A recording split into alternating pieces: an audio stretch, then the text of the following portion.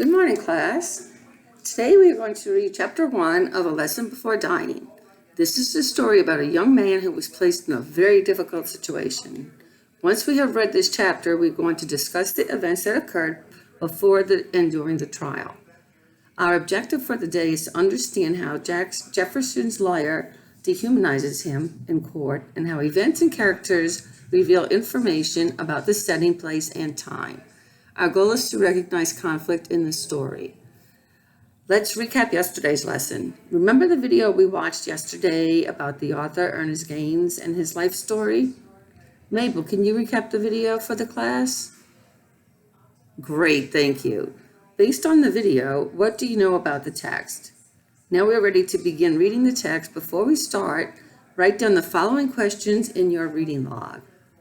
Who is on trial? What crime did he allegedly commit? What do you notice about the people running the court, jurors and lawyers, and the person on trial? I'll give you a few seconds. I've also put this on the board in case you need to get it. Great. Everyone, please keep in mind as we popcorn read Chapter 1 aloud, we will locate evidence with similarities between Jefferson and the author. Please take notes and annotate the text as we read. Before we begin, let's discuss an important academic vocabulary word for today, phrenology. Phrenology is detailed study of the shape and size of the skull as a supposed indication of character and mental capacity.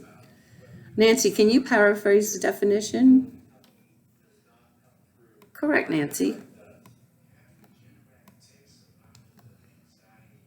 Is questioning the mental capability of the individual. That is correct.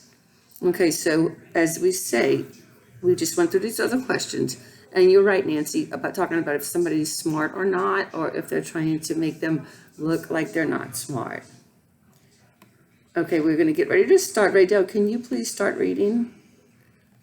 And make sure you guys are taking notes while we read. Okay, Corey, please stop right here on page 7. At this time, you will read page 7 and 8 with your partner. Take notes and annotate the text highlighting the attorney's comments that dehumanize Jefferson. Mabel, can you define dehumanizing? Perfect, great. You have 15 minutes for this task at volume 1. Okay, great. Let's discuss pages 7 and 8 as a class.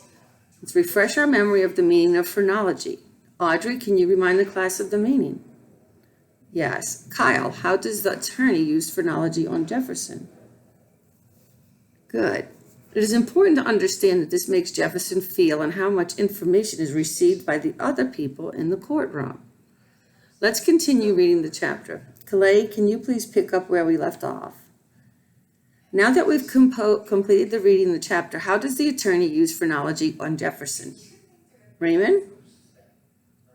Yes, correct, Raymond. That is correct. He's referring to him as a hog. Does anyone have anything else to add to Raymond's comments? Okay, great. Please copy the sentence I'm writing on the board in your notebook. Oh, sure, he has reached the age of 21. When we civilized men, consider the male species has reached manhood. But what would you call this? This is a man? Why does the author choose to treat Jefferson this way? Why does the choice reveal about the town, the period, and the culture of the society? Any volunteers? Okay, so we're going to look at the sentence real quick. Who is doing what in the mentor sentence? Keep this in mind while we go through it. What are the parts of the mentor sentence? Who is represented by each of the pronouns used? What do you notice about the punctuation? Deidre, I see you're volunteering. Yes, you're on the right track. What you mentioned is called segregation. People were separated by color. Write this down in your notebook because it is important in the overall theme of the novel. Okay, so now with your partner, we're going to use the Humanity Understanding tool to analyze relationships among the details of the text. Utilize relevant supporting evidence about Jefferson and include appropriate citations. You have 15 minutes for this activity at volume 1. Brian, what are we doing? Yes, great. Let's begin. Okay, let's regroup and discuss our findings.